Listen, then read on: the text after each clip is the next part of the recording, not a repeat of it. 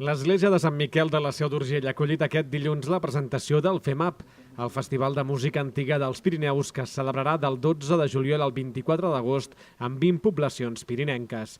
D'aquesta manera, doncs, el festival en la seva tercera edició continua la seva expansió. Aquest any incorporem, per exemple, el municipi de Beuda i ens en anem ja cap a la Garrotxa, que és important també posar un peu cap a la banda oriental del Pirineu. I també l'expansió també una mica creixent que ens portarà al Principat d'Andorra. Des de l'organització s'ha volgut destacar la importància que té la Seu d'Urgell per al FEMAP.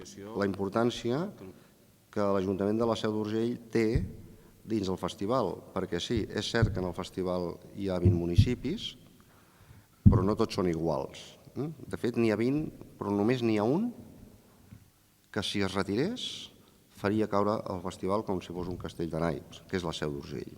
Per la ciutat, ser peça tan important del FEMAP té uns rèdits turístics i econòmics molt importants.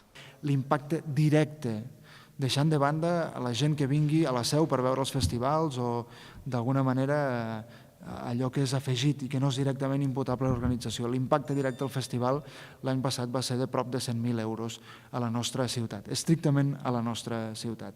El concert inaugural del FEMAP es farà a la Catedral de Santa Maria de la Seu d'Urgell divendres 12 de juny a les 10 de la nit, amb la presència de Núria de Gispert, presidenta del Parlament de Catalunya i la cònsol de Polònia, país convidat d'aquest any.